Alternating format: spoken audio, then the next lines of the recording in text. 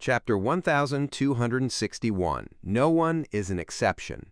After a while, Klein asked, The primordial one is the one who created this world, transforming his body into everything? To be frank, Klein subconsciously wanted to ask if the entity referred to the primordial demoness. However, with a thought, he eliminated this answer. Firstly, because the primordial demoness didn't have the necessary level to strike fear into the ancient sun god, the City of Silver's creator. Even the Evernight goddess couldn't do so. Secondly, after the dark angel entered his slumber, this evil goddess was born only in the fourth epoch, which had been influenced by the second blasphemy slate.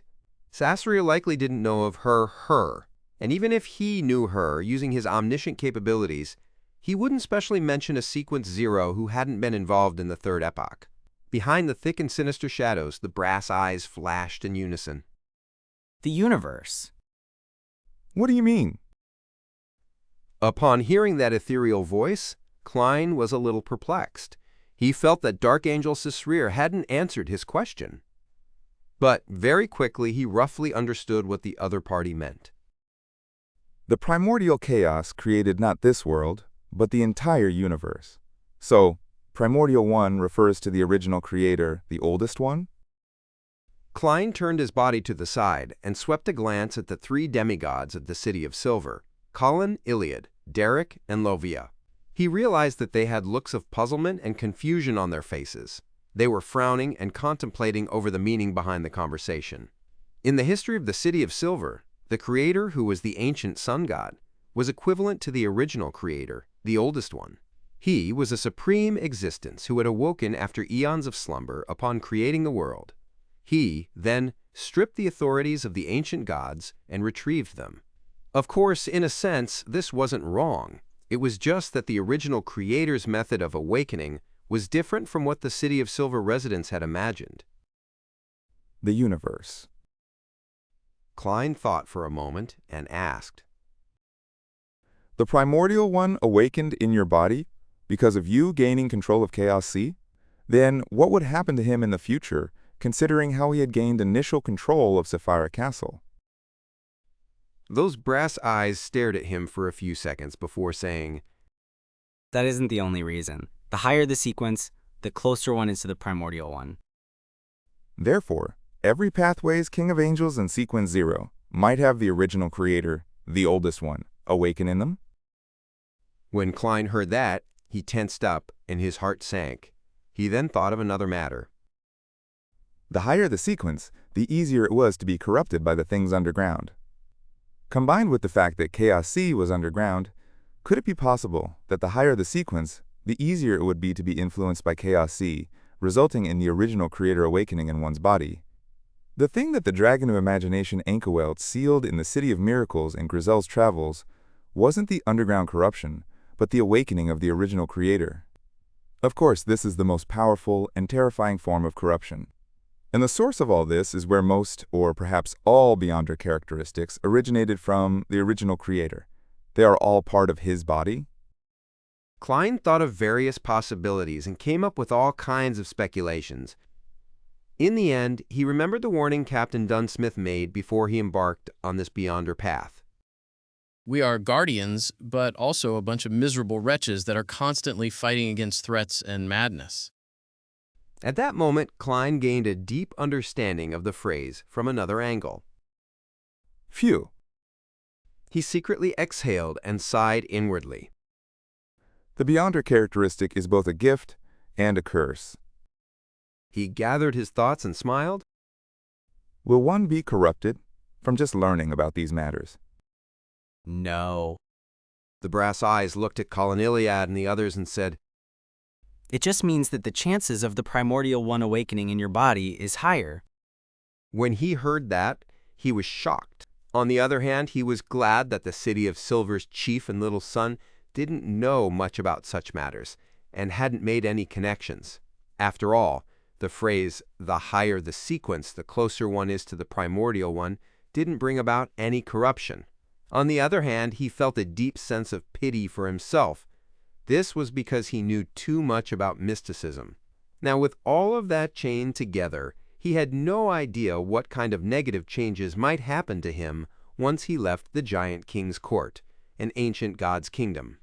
Furthermore, this didn't look like something that could be resolved by sealing his memories.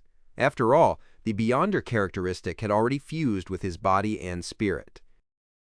Consider the method employed by the Dragon of Imagination. Actually, I don't need to worry too much. Amon and his brother definitely know about this, and nothing has happened to them yet. As long as I don't approach Chaos C as a Sequence 3, I don't need to worry about such problems. It would be the same even if I were to advance to Sequence 2. After some thought, Klein gave up the intention to delve deeper into the matter. He curled the corners of his lips and diverted the topic to the mystery of the ancient sun gods perishing. Therefore, under your tacit agreement, you worked with the Evernight goddess and established Rose Redemption, preparing to assassinate yourself. By reviving and escaping the Primordial One, you will truly gain control of Chaos C and the corresponding 5 Beyonder pathways. On the dark, eerie, shadowy curtains, there seemed to be some human emotions in those brass eyes. That's right. Not long after I walked out of Chaos C, I realized this problem. I deliberately split a portion of my persona, fusing the authorities of degeneration with the Hanged Man pathway's Beyonder characteristic, creating another me. Its purpose was to control Chaos C and to isolate it from my true body to prevent any contamination and corruption. But in the end, the Primordial One still awoke in my body. The Dark Angel is essentially the ancient sun god's firewall. The Hanged Man pathway refers to the secret suppliant pathway. Back then, the Dark Angel must have been really powerful. He actually had partial control of Chaos C, as expected of a king of angels. As Klein sighed, he recalled that the ancient sun god had failed to prevent the original creator, the oldest one, from awakening in his body, despite working so hard. He also felt a sense of horror, not daring to imagine what his future held. The voice left behind by Dark Angel Sasrare echoed hoarsely. That's why I convened Leodero, Aucuses, Herabergen, Medici, and Ouroboros, inviting the various deities and kings of angels with Amanices to establish the Rose Redemption. It's no wonder it's called redemption. It's no wonder kings of angels like Medici and Ouroboros, who are completely loyal to the ancient sun god, would participate as well. Klein couldn't help but smile. Why didn't you invite Amon and his brother? In theory, they should be on the Dark Angel's side. Their births were a result of my hard work to resist the Primordial One. I was worried that inviting them would bring about an accident. The brass-colored eyes then cast their gaze back onto Klein. These secrets left the 3 demigods of the City of Silver in a daze. Even the chief of the 6-member council, who had read quite a number of ancient documents, had emotional upheavals despite all his knowledge and rich experience. So that's the case. I knew that the ancient sun god wouldn't have children for no reason. It wasn't easy for Klein to control his virtual persona from voicing the thought out loud. Before he could ask another question, the spirit left behind by Dark Angel Sasrare seemed to sink into his memories as he continued. After I was finished preparing everything, I entered this place and sealed off the palace. I returned to my body through my slumber and strengthened my consciousness. It formed a balance with the Primordial One, creating an opportunity for Amanices and the others. Ultimately, they successfully killed me. According to my original plan, I would have been revived in the Giant King's court. I would accommodate the corresponding uniquenesses and Beyonder characteristics via the correct method, but Leodero, Aucuses, and Herabergen betrayed me and ate my body. I could only rush to fuse with my extreme emotions before dying, in which I was reborn within the corpse. I then took away the Beyonder characteristics of the Hanged Man pathway and the authority of degeneration. It's similar to what I imagined. The Lord of Storms, Eternal Blazing Sun, and the God of Knowledge and Wisdom eventually committed a betrayal. It's no wonder that Mam Hermit's fairy tale magic was effective. With a sudden realization, Klein felt that most of the fog in the history of the Third Epoch had been cleared. Of course, this was just his belief, nothing real. This was because he had no way of making contact with the fog of history. After sighing, he suddenly thought of a question.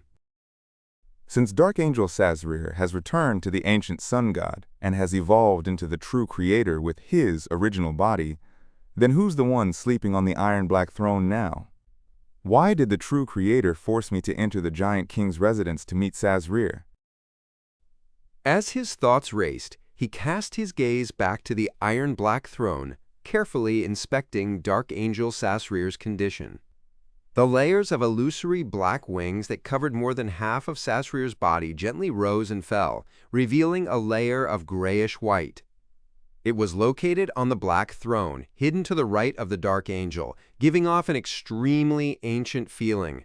Klein's eyes focused his eyes as he stared at it intently. He quickly confirmed that the grayish-white came from a strange stone. Its surface was mottled with the ravages of time, and it was engraved with words that he had never learned before but could understand at a glance. These words seemed to be the source of all languages, including but not limited to Jotun, Hermes, Ancient Phasak, and the southern continent's Deutanese. Sequence 3, Demon of Arcana. Sequence 2, Master. Sequence 1, Light of Darkness. Sequence 0, Paragon.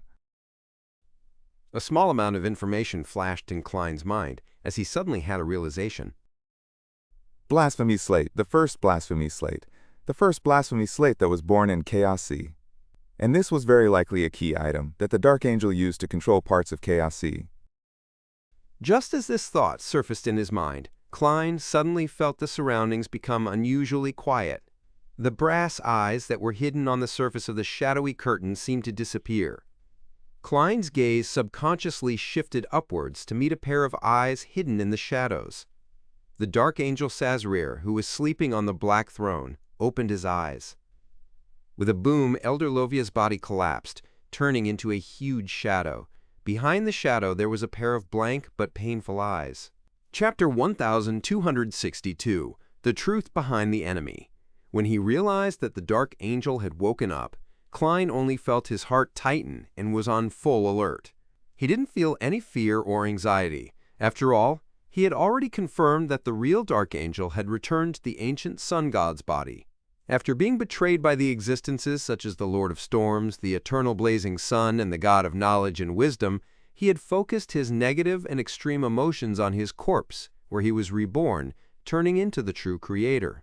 He didn't return here, so whatever was left was just a culmination of his psyche and will. Furthermore, he had just communicated with the remnant psyche of Dark Angel Sazrir rather normally. He didn't sense any obvious animosity. However, with the City of Silver's 6-member council Elder Lovia, losing control without any means to resist the moment she opened her eyes, turning into a flowing shadow, and eyes hidden behind the shadowy curtain, Klein couldn't help but widen his pupils as he curled the corners of his lips. A strong sense of fear and despair surged through him. It was as though he was watching himself fall into an abyss without any life-saving straw to clutch at. Just waking up from his slumber and not using any beyonder powers or revealing his mythical creature form was enough to make a Sequence 4 demigod of the same pathway lose control on the spot. This was a testimony to how powerful and terrifying his level was. At that moment, all that remained in Klein's mind were the titles he had previously mentioned. The left hand of God, the deputy of heaven, the king of the kings of angels. It wasn't as if Klein had never dealt with a king of angels before. On the contrary, he had frightened Red Angel Medici and made a deal with the angel of imagination Adam. He had obtained the key to enter the palace from the wisdom angel Herabergen and had gleaned potion formulas from White Angel Aucuses. He had managed to crack Angel of Fate Ouroboros's cycles of fate in front of him and had pitted his brains against Angel of Time Aemon. He possibly was well deserving of the title as the person who had crossed the most paths with the kings of angels, for those below Sequence 0. However, in these interactions, he had never fought with the kings of angels most of the time. He either relied on the power of Sapphira Castle to instantly escape or cut off contact with them. He had never faced the kings of angels or deities in the true sense of the word. The only exception was the time when he was caught by Angel of Time Aemon, and he had exchanged blows with him several times in the span of a few days. However, at that time it was mainly a battle of wits, not a physical battle. The angel of time, Amun, had mostly shown the characteristics of a god of trickery. He didn't fully reveal the level and strength of a king of angels. It was only at the final moment that he revealed it, but the Evernight goddess had used the giant king's son to stop him, preventing him from directly harming or influencing Klein. Even so, whenever Klein encountered the angel of time on the way, he would easily finish off the strongest helpers that Klein could summon. It was something that Klein couldn't replicate up to now. It exceeded his peak strength. After all, if he wanted to summon the historical projection of Zaratul, he would be in danger. And at that moment in time, Klein, Colin Iliad, and the Sun were facing the king of the kings of angels, the malice-filled deputy of heaven. He was the left hand of God that instantly caused a Sequence 4 demigod to collapse and lose control. How could such an enemy, with such a level and strength, not make them reel in despair? For a moment, Klein wanted to give up on Derek and the chief of the City of Silver, returning to the world above the gray fog with a single thought using the Sapphira Castle's summoning. By relying on the last miracle and deceit bullets, he could revive outside the forsaken land of the gods. As his thoughts raced, he raised the Staff of the Stars in his hand. At this moment, the shadow that Lovia had broken down in her loss of control stopped flowing. It let out a low voice that was filled with pain but not crazy. He isn't that strong. As she spoke, the curtain-like shadow split apart, revealing what was hidden behind it. It was a lump of squirming flesh that was nearly 2 meters tall. At the top, there was a pair of pale gray eyes that seemed to be looking down upon the entire world. They were eyes that had remnants of rationality left in them. In other parts of this lump of flesh were arms, thighs, and calves that weren't covered in skin, but sticky blood. They either held up the body or crowded towards the chest in layers, tightly hugging a huge, milky white human skull. The shadowy curtain fell again, covering the lump of flesh, turning into her cape. Then, a phantom about 5 to 6 meters tall appeared in front of Lovia. This was the Silver Knight that she had grazed. She could still control herself and attack Dark Angel Sasrier. Upon seeing this scene, when Klein and Colin Iliad heard what Lovia had said, they quickly understood what she had meant without needing any further explanation from her. Dark Angel Sasrier didn't possess the strength he appeared to possess. He only used the authority of degeneration and his influence over relatively lower sequences as a high sequence beyonder of the same pathway to make Lovia's body degenerate, betray, and break down on the spot. As for her own spirit, she still remained conscious and rational. She could still control her own strength to a certain extent. Of course, with the loss of control of her body, large amounts of corruption would corrode her spirit. It wouldn't take long for her to completely go mad. This could be subverted if she could quickly resolve the battle in time and think of a way to turn her into an evil spirit, surviving in another form. With this knowledge, combined with seeing the first blasphemy slate and his own guesses, Klein had a preliminary understanding of the enemy he was facing. He was a product of the psyche, will, and aura left behind by the Dark Angel, as well as Chaos C's powers, which were brought about by the first blasphemy slate. Perhaps there was a bit of the awakening consciousness of the primordial one, in other words, the original creator. There was a small amount of it, a consciousness that was crazy and filled with evil thoughts. This was equivalent to a different type of evil spirit. It was unknown if it was considered a complete angelic evil spirit. And this could be the reason why high-level existences like the true creator, the god of knowledge and wisdom, and Amon's brother didn't personally enter the giant king's palace. Once they approached the primordial one and Chaos C, it was more dangerous for them the higher their sequences were. Back then, Amon, an entity akin to an error, had used his avatar to lay an ambush in Chernobyl, but he hadn't dared to actually enter Chaos C. All he did was climb down the cliff and hide near Chaos C, pretending that he had climbed out from it. Otherwise, it could very well affect his true body. As for low-sequence beyonders, they were unable to resist the surge released from opening the door to the giant king's residence, corruption that had accumulated for over 2,000 years. Even if those high-level existences had carefully chosen a suitable Sequence 3 or Sequence 4 demigod to indirectly help them defeat the influence brought about by the corruption and enter the resting grounds hidden in the shadows, without the Sapphira's aura to resist the negative effects of the leaking powers of Chaos C, they wouldn't be able to truly approach the figure left behind by Dark Angel Sazerac and obtain the first blasphemy slate. Therefore, the true creator had tolerated Klein numerous times, only finding an opportunity to corrupt him and force him to meet Dark Angel Sazerac. This was because he was the only viable candidate. By the same logic, the god of knowledge and wisdom, Herr Bergen, the angel of imagination, Adam, and the other deities and kings of angels who had an interest in this matter, had more or less made some arrangements for Klein, blessing him to a certain extent, pushing him to where he was now. Without any hesitation, Klein outlined an image in his mind through the staff of the stars he raised. Colin Iliad took a step forward and bent down. This City of Silver's chief's body swelled rapidly, once again revealing an incomplete mythical creature form. He became a 5 to 6 meter tall silver knight covered in silver armor, holding a pair of gigantified swords of dawn. Derek was slightly slower than the two experienced demigods. He quickly spread his arms, as though he was hugging the void in front of him. At that moment, two pitch-black flames ignited in the eyes of the awakened Dark Angel Sazerac. He, who shared the height of a giant, immediately pressed down on the armrest by lowering his arm, slowly getting to his feet. The gorgeous accessories on his body hung down one after another as layer after layer of black wings spread open on his back. During this process, the shadow cape on the lump of squirming flesh, Lovia, came alive. It suddenly tightened, fixing her firmly in place. At the same time, Dark Angel Sazerac had silver threads wrapped around him.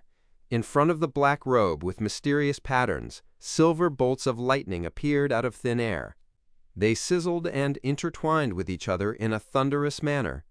They rapidly extended forward, transforming into a resplendent lightning sea that attempted to drown the entire Shadow Palace. Gong! An illusory chime sounded from a distant history as the melodious sound echoed in the Shadow Palace. An ancient modeled wall clock appeared in front of Klein. Its face was separated into 12 different segments by grayish white and bluish black colors. Each segment had different mysterious and asymmetric symbols. The 3 fingers, which seemed to be formed by worms of time of different length, began to tick lightly. When the chime rang again, the lightning sea that was rapidly spreading in the Shadow Palace clearly froze. Klein had successfully used the Staff of the Stars to reproduce Angel of Time Amon's Beyonder powers, and the effects were much better than his previous attempts. This made him suspect if he had obtained the approval of the God of Deceit, and even obtained blessings from him to a certain degree.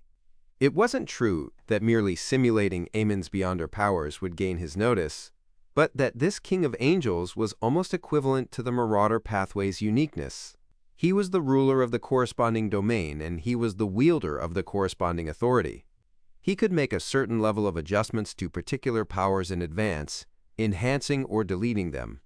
From the looks of it, Amon appeared to be looking forward to seeing Klein enter the Giant King's residence to meet Dark Angel Sazerac. Therefore, he had adjusted some of his own domain's Beyonder powers in advance and lowered some of his authority in certain aspects, allowing simple replications to achieve a better effect. While the lightning sea had come to a halt, the Silver Knight's soul that Lovia controlled and Colin Iliad simultaneously stabbed their swords into the ground, creating 2 invisible barriers. As for Klein, his figure faded and he disappeared. Chapter 1263, The Final Watch. After a short pause, a brilliant silvery white glow continued to stretch out in front of them, completely drowning out the 2 invisible barriers that shielded Colin Iliad, Derek Berg, and Lovia. The barrier blocking the silver snaking lightning began to violently tremble. A crack that resembled tree branches appeared. As for how long the barrier could last in the lightning storm, that remained a question. At this moment, behind Dark Angel Sazerac, there was an area that wasn't covered by the forest of lightning. Klein's figure, in his black trench coat and silk half-top hat, appeared. He was like a precise and cold machine. Without any hesitation, he aimed the Staff of the Stars at the side of the special evil spirit. quickly outlining all sorts of information related to the Beyonder powers in his mind. He had previously performed tests. He couldn't wander too far with the staff of the stars within the giant king's court, so he could only use blink in a tiny vicinity. Therefore, he gave up on the idea of directly sending Dark Angel Sasrir out the giant king's court and seizing the opportunity to take the first blasphemy slate and leaving by opening the door. As the various gems on the staff of the stars lit up, Sasrir's eyes, which burned with pitch-black flames, suddenly closed. He had been forcibly dragged into a dream by Klein. This was a Beyonder power belonging to the Evernight Pathways Sequence 7, but the one that Klein replicated had belonged to the version which the Evernight Cloister's matron, the servant of concealment Ariana, had used, the Beyonder power of pulling someone into a dream performed at the angel level. In the hazy dream world, Dark Angel Sasrir wore a black robe with complicated symbols embroidered with silver threads and adorned with accessories. He had appeared in a desolate moor. His eyes remained ice-cold, unlike the dull and lifeless eyes of most Beyonders when they were in dreams. The Spectator pathway also belonged to the Chaos C pathway, and its Sequence 5 and Sequence 3 were Dreamwalker and Dreamweaver respectively. Moments later, Sasrir's pupils turned golden and vertical. His giant figure faded away as a layer of abnormally thick shadows appeared in front of him. This shadow completely blocked Sasrir, making it possible to vaguely make out a pair of eyes hidden behind the curtain. In the blink of an eye, the curtains parted, revealing an indescribable color, like a sea that seemed to contain all secrets. Boom! When Klein, the conjurer of the dream, saw this scene, his mind erupted with thoughts before he could analyze the details. It was as though his brain was a boiling pot of wheat porridge. The corners of his mouth curled up instinctively, and most of his virtual persona disintegrated. He nearly let out a tragic cry as transparent maggots under his left cheek began to drill out one by one. The meat tendrils on his right face grew more and more obvious, becoming thinner and thinner, approaching that of worms of spirit. The forcefully induced dream disintegrated, and Dark Angel Sasrir's consciousness returned to the real world. However, at that moment, when the special evil spirit fell into a deep slumber, the sea of lightning faded away. The three demigods of the City of Silver struck back at the same time. Colin Iliad straightened his body and struck out with the Sword of Dawn in his right hand, causing the silvery white light to blink to Sasrir's body. As Lovia resisted the restraints of the Shadow Cloak, she got the Silver Knight evil spirit she grazed to swing its great sword upwards from below, bringing with it a terrifying storm formed from blobs of light. Derek condensed a dazzling white unshadowed spear, thrusting it at the Dark Angel as it left crackling sounds in its wake. At this moment, Sasrir's figure emitted infinite pure light, as though he had suddenly become a sun that descended into reality. Under the sun's illumination, the unshadowed spear melted.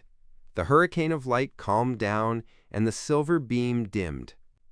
All the latter could do was damage the target's aura and not deal any harm to his body. The scene of a true deity's descent shocked Lovia and Derek. They couldn't help but bow their heads in worship. As for the Silver Knight evil spirit, it quickly melted under the blazing sunlight and completely evaporated. Suddenly, Sasrir's eyes closed once again. Behind his back, with the worms of spirit constantly vanishing on Klein's body, he stubbornly endured the scorching sun's heat and pointed the staff of the stars at the evil spirit, the embodiment of the King of Angels. The Beyonder power that he had replicated once again had forcefully pulled Dark Angel Sasrir into a dream. However, unlike before, the moment Klein entered the dreamscape, he immediately released his Sapphira Castle's aura, transforming his body into the strange door of light that was tainted with some bluish-black colors. The door of light was made up of countless layers of illusory spherical light. Every spherical light was deep down a transparent and translucent cluster of twisted maggots. Just like him, Dark Angel Sasrir revealed the traits of Chaos C. First, he turned into a thick and sinister shadow. Then he pulled open the curtain, allowing the sea that contained all colors and something the human language couldn't describe to appear in the dream. Silently, Sasrir and Klein opened their eyes at the same time, and raised their bodies slightly across each other. One of them was covered in a faint shadow, while the other's expression was twisted and ferocious. Many worms of spirit crawled across the surface of his body. Klein's virtual persona completely shattered. Seizing this opportunity while Sasrir was affected, Lovia, who had the shadow cloak draped over her, blinked her pale gray eyes. She used the 2-meter-tall, squirming flesh to extend.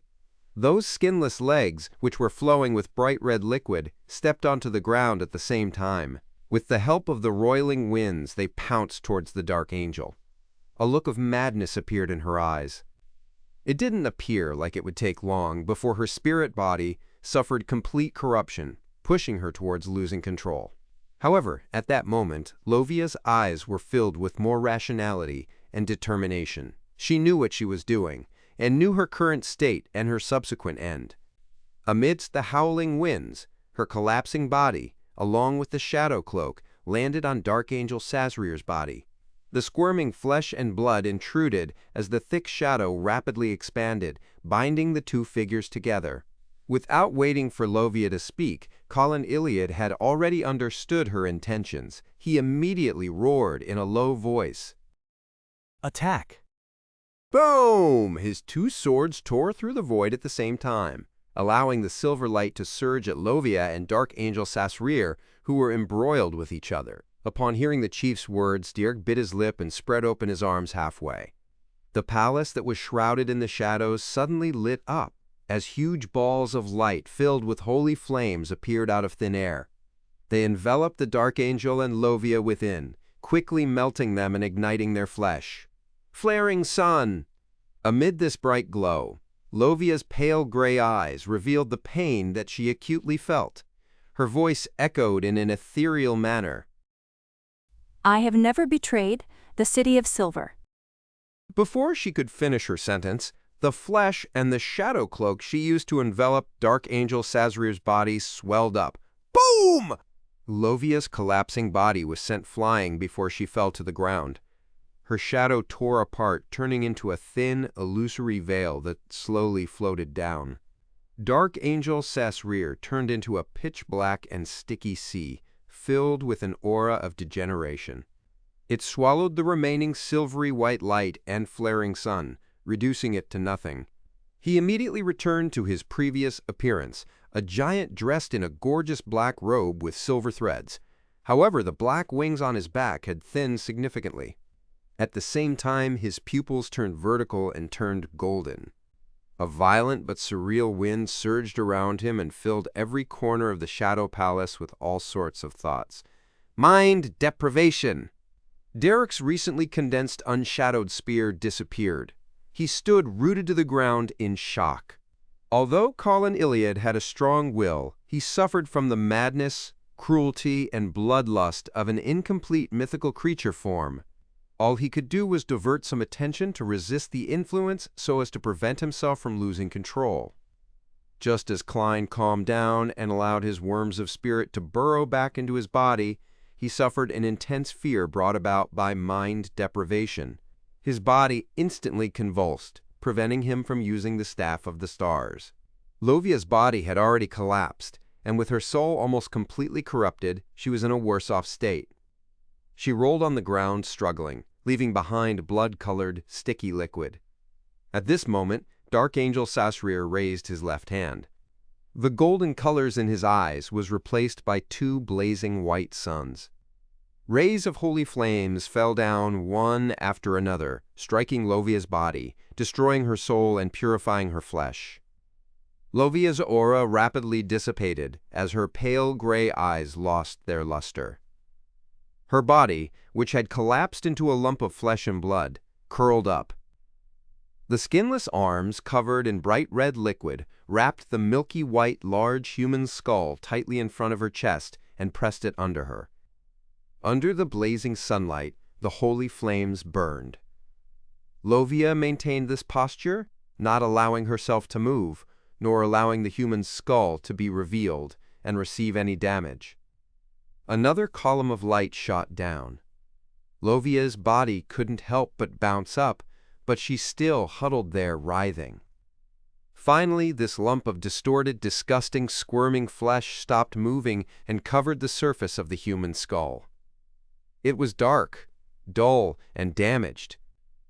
During the Dark Angel Sasrir's act of murdering Lovia, Klein quickly recovered from the effects of mind deprivation by using his unique traits and past experience. He felt an uncontrollable sense of despair towards this battle. They had used all their strength, but they had only slightly injured the evil spirit. Now that they had lost a demigod, the situation that followed would probably be even worse.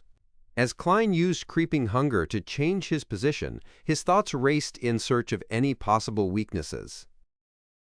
What should I do? Machak wuta, fiak, biwa. So ivyu, pars, achach uti, it's intrinsically an evil spirit. An evil spirit. Just as his figure appeared elsewhere, he suddenly had an idea. He cast his gaze on the grayish-white stone slate on the iron-black throne. Some evil spirits had beyonder characteristics, but most of them didn't. The source of their powers stemmed from other places, such as the spirit world. The existence of evil spirits needed something to rely on. This might be the territory that he was born in, or perhaps something special. The common point was that evil spirits could use them to connect to the spirit world, or even the underworld, to obtain the power to maintain their existence. And this evil spirit that originated from Dark Angel Sasrir might even be mixed with some of the will of the primordial. Where did his powers come from? This was the forsaken land of the gods, and the connection with the spirit world was sealed. It was almost completely severed, making the powers difficult to be effectively utilized. Klein could teleport only by relying on the uniqueness of a divine kingdom, or the divine kingdom's embryonic form. As for the Giant King's court, it was clearly unable to provide the powers of the spectator, the sun, the hanged man, reader, and tyrant pathways. The traits the Dark Angel formerly possessed clearly belonged to the true creator at present, making it not present here. Therefore, the answer to the source of the evil spirit's power was very simple. Chaos C. In the Shadow Palace, the only thing directly connected to Chaos C was the blasphemy slate. When Klein cast his gaze at the iron-black throne, he noticed that the City of Silver's chief, Colin Iliad, had also glanced over. Chapter 1264, Succeeding. There was no need for any communication. Just from this sudden locking of eyes, Klein knew that Colin Iliad had the same thoughts as him. He didn't hesitate to flip the black staff embedded with many gems and point it at himself. In the next second, it was as if Klein's body was a sketch that had met an eraser. It was wiped away inch by inch, and he quickly disappeared.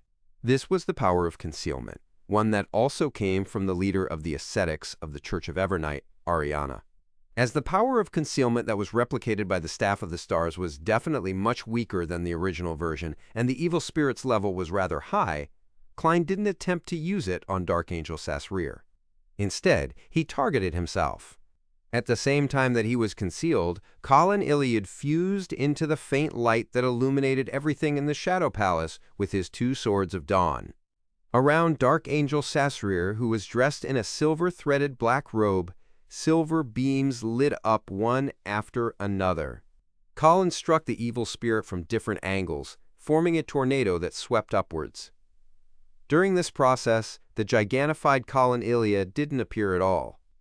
Furthermore, he hid his malicious intent, making it impossible for the enemy to determine where his next attack would come from. Derek Berg recovered from the shock and quickly condensed bright white unshadowed spears as he wildly thrust them forward.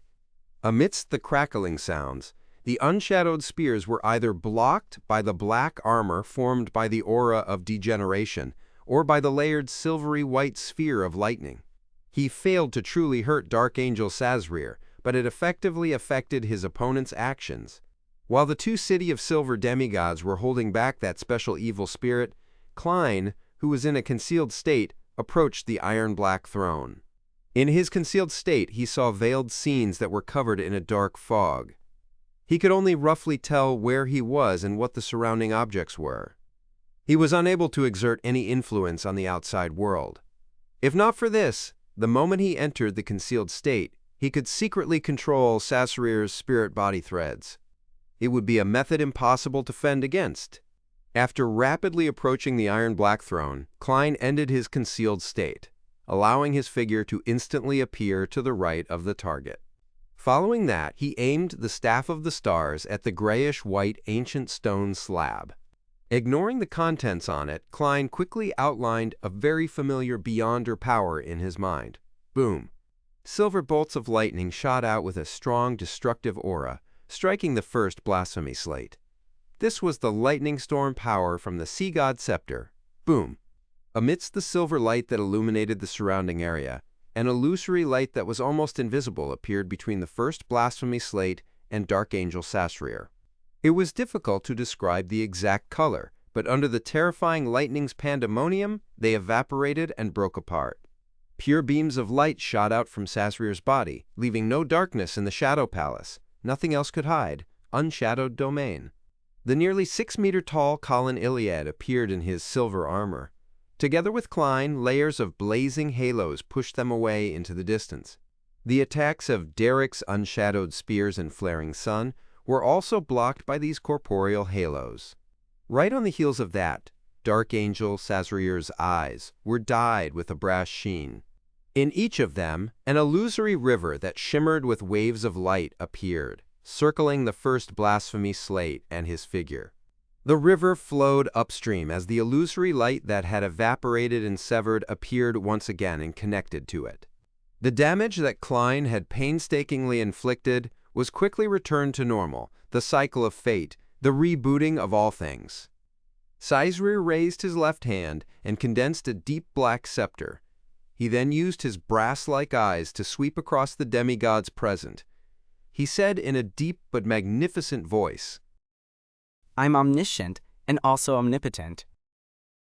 As his voice echoed in the air, both Klein and Colin Iliad didn't waver at all. They either blinked or moved at high speeds, not giving the terrifying evil spirit a chance to lock onto them. They also attempted to launch a new wave of attacks. However, Klein didn't dare to forcefully pull the Dark Angel into a dream again, because if he was attacked by the aura and power of Chaos Sea again, he might lose control immediately. Elsewhere, Derek covered his body with a layer of pure light, forming holy armor. At that moment, a pitch-black flame burned in Sasrir's brass eyes. His voice turned evil and sinister, carrying a strong sense of degeneration. Blasphemer, die! Klein's body, heart, and soul suddenly sank. He felt as though he was about to die. His consciousness turned blurry as his energy evaporated.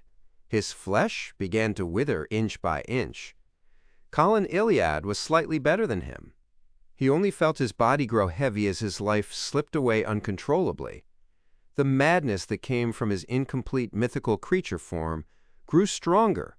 Derek, who was farthest from Dark Angel Sasrir, emitted bright bouts of sunlight, helping him quickly escape from his trance.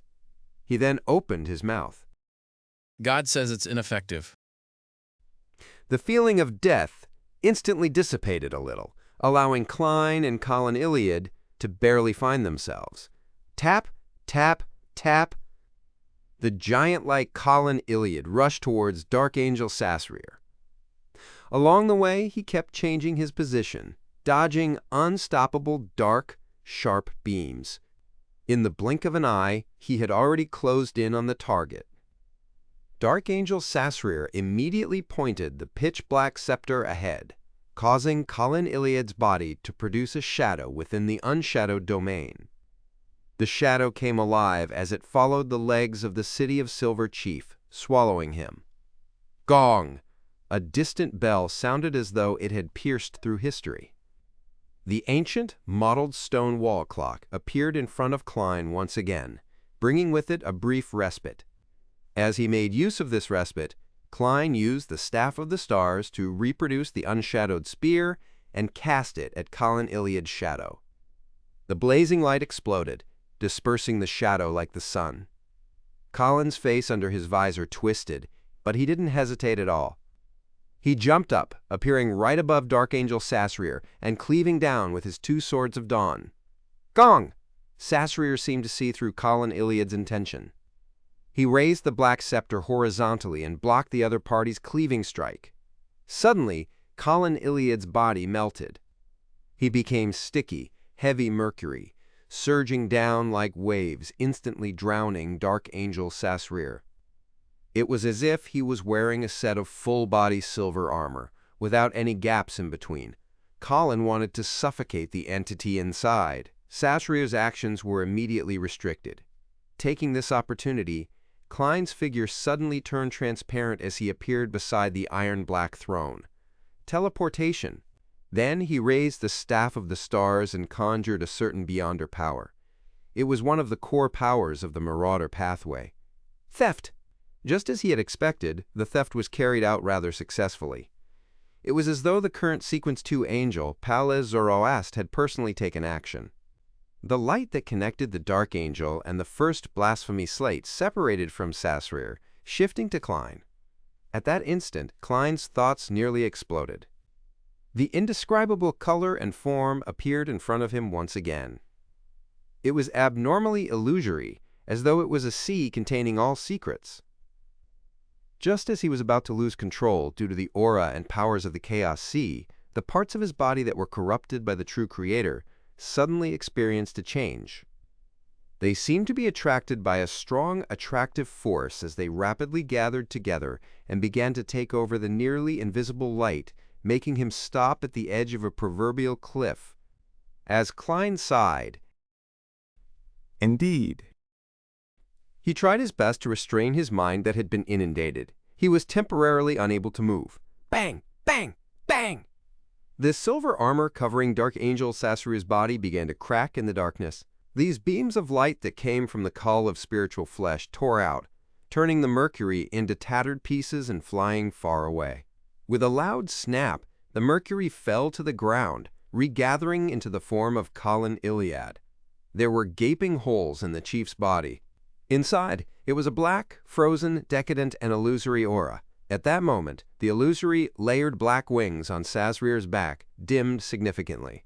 His eyes had once again worn a brass sheen, a faint, flickering, illusory river appearing in them. Upon seeing this scene, Colin Iliad instinctively recalled what had happened. As these thoughts flashed through his mind, he relied on his intuition to charge out without hesitation, filled with great resolve. His body ignited a transparent flame, emitting the bright light of dawn. These beams of light came from his soul, his body, his Beyonder characteristic, and the two swords he struck out merged together, turning into a raging, violent storm that swept out. At this moment, Colin Iliad's eyes were filled with the light of dawn he created, and the towering figure dressed in a gorgeous black robe with illusory black wings. Bearing the light, he charged towards the light Sasrir. The terrifying hurricane of light instantly enveloped the Dark Angel, tearing at his body, interrupting the Beyonder powers that he was about to use. It made the evil spirit that had lost the source of its power rapidly fade away amidst the fragments of light. When the light dissipated, holes appeared on Dark Angel Sasrir's body. The layers of wings on his back were spread out, but he failed to borrow any strength. Colin Iliad immediately turned into sticky mercury, once again covering most of the evil spirit's body, restricting his movements. Then the City of Silver Chief shouted in a low voice to Derek Berg, just like he did when he was facing Lovia. Attack! Chapter 1265, Warrior. Attack! Upon hearing the chief's words, Derek froze for a moment before instinctively spreading his arms. During this process, his vision blurred, and he let out an extremely repressed voice from the depths of his throat. A blob of light covered in holy flames descended out of thin air, devouring the figures of Dark Angel Sasrir and Colin Iliad. Before the blast of light exploded, Derek pulled back his arm, forming a bright white and pure unshadowed spear in his palm. Amidst the crackling sounds, the long spear of light tore through the holy flames and accurately hit the evil spirit's head. Dazzling light burst out, completely covering the entire area. Even the crazed Klein couldn't avoid it, as he was too close to it. He couldn't help to close his eyes, his face contorted into a grimace. He felt as though his worms of spirit were evaporating one after another. The connection between the blasphemy slate and the true creator's power of corruption had been greatly purified before they could fully be established. The sun seemed to rise in the sky. Dark Angel Sasrir's indistinct figure appeared, twisting and distorting amidst the blinding white light and holy flames, melting away. Then, the shadow that covered the walls, stone pillars, and tiles began to disintegrate, revealing inches of orange-red light. The palace hidden in the residence of the giant king finally failed to sustain its existence in the real world. It no longer blocked out the influence of the outside world. This also meant that the special evil spirit that had lost contact with Chaos C had truly been cleansed. Just as the Shadow Palace began to collapse without completely disintegrating, an invisible force finally pierced through the barrier, causing a minute amount of it to descend. This caused the corrupting nature gathered inside Klein's body to increase in intensity. They protruded out from his chest, turning into a black ball of flesh. The flesh immediately broke free from Klein's body, severing all invisible connections with him. It quickly squirmed and grew, turning into a gigantic shadow hand. It followed the illusory light between itself and the first blasphemy slate, and it grabbed the item. At the same time, in the ruins of the battlefield of the gods, Dream World, in front of the projection of the giant king's residence. Dressed in a pointed hat and a classic black robe, Aemon sat on the tall, grayish-white railing, with his back facing the orange-red path that separated the clouds. He leisurely looked at the grayish-blue door covered with golden nails. It was a mystery as to how long he had been waiting there for. Suddenly, he adjusted the monocle on his right eye and easily jumped down the railing, arriving at the door of the giant king's residence's projection. The power of Chaos C is beginning to fade. I can use the bug in all of this to directly enter. As he smiled, he reached out his right hand and pressed it on the door's shadow. His figure immediately softened and lost its corporeal feeling before he entered the door like a stream of light. Backland, somewhere on the battlefield. With short blonde hair and dark green eyes, Crestet Sesamir genuflected on the ground, stabbing a pure white bone sword that wasn't more than 1 meter long in length in front of him to support himself. His body was covered with charred holes and cracks that went straight through his body. His teeth were protruding and sharp, like that of a beast. This high-ranking deacon, whose consciousness was beginning to blur, struggled to shift his gaze from the weak enemy, who wasn't far away towards the sky. The orange sunset had partially invaded the dark night. Crested Sesamir tried his best to pull out his bone sword and stand up to fight. He wanted to be a night watcher to the very end, but his arm trembled violently as his breathing weakened. In the astral world, in an endless and silent darkness filled with moonflowers and night vanilla. Suddenly, orange beams of light shone into the kingdom, causing a portion of the area to return to dusk. One by one, the plants withered. In the desolate dusk, a gigantic mountain-like figure walked out. His limbs were abnormally long, and he wore tattered silver armor. His face was covered by a helmet's visor, only revealing a blob of orange light. He held an exaggerated sword in his hand, causing the tip to naturally hang down, touching the dark ground. As the terrifying giant walked forward, step by step, the sword continued to be dragged across the darkness, causing the ground to split apart as dusk froze. Deep in the darkness, an equally large figure pulled out a long sickle. She was wearing a black dress that was layered but not complicated. It was adorned with countless resplendent lights, as though they were stars that dotted the night sky. Near her ribs and waist, 2 pairs of arms grew out. Their surfaces were covered in short, deep black hair. In her 6 arms, 2 carried the huge black sickle that appeared heavy. Another 2 hands held a crimson moon. Out of the hands she had left, one was empty, while the other held an ancient accessory forged from gold. The accessory looked like a slender bird with pale white flames surrounding it. Within its bronze eyes there were layers of light, forming numerous illusory doors. The giant wasn't surprised by such a scene. The speed of his stride sped up, gradually approaching that of a charge. He dragged his sword against his surroundings, which were a mixture of darkness and dusk, producing glimmers of the pure light of dawn. At this moment, the moonflowers and night vanilla to the side suddenly grew in size, growing wildly. Soon, they resembled trees that had lived in a primitive forest for more than 1,000 years. They were densely packed, blocking out the sky. Amongst these trees, a figure twined by deep green vines and adorned with various herbs and flowers appeared. She was also as huge as a mountain and had a voluptuous figure. Her dress fluttered as she carried an illusory baby. The moment the figure descended, she followed the sunset giant and flitted towards the humanoid demonic wolf that was dragging a huge black sickle. In the palace, where shadows were falling apart, although some of the corruption had left Klein's body, making him no longer need to worry about any latent danger in this aspect, this was equivalent to culling many of his worms of spirit. He couldn't help but let out a low gasp as transparent and twisted maggots crawled out of his writhing face.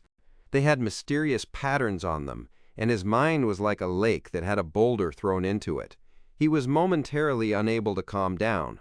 At that moment, a familiar figure appeared in his eyes, which became bloodshot due to the pain. It was the Angel of Time, Amun, who wore a monocle and a pointed hat. Amun smiled at him, scaring him into having the thought of returning to Sapphira Castle immediately. Klein thought, Although this would suck for the son, I would have the ability to save him due to the angel powers from being in Sapphira Castle. After all, the influences from the outside world could now enter this area.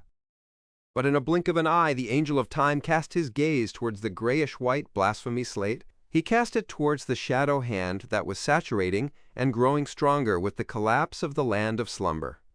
Amun immediately raised his right hand and adjusted his right eye's monocle. The crystal monocle turned dark as though it was mixed with countless colors in an indescribable manner. An illusory, terrifying, tumultuous sea appeared in front of Amun. This blasphemer had released some unknown power he had stolen from somewhere at some point in time. Or perhaps it was some power of convergence. The blasphemy slate suddenly vibrated and emitted a buzzing sound as though it was alive. It broke free from the remaining light that wasn't stable enough between the shadow hand, and it threw itself at Amun. Klein, who had just recovered from the pain from his fear and horror, couldn't believe his eyes as they dilated. The first blasphemy slate actually didn't choose the true creator of the Hanged Man pathway, and instead sought refuge with the Marauder pathway's Angel of Time. After a momentary daze, he vaguely understood the whole story.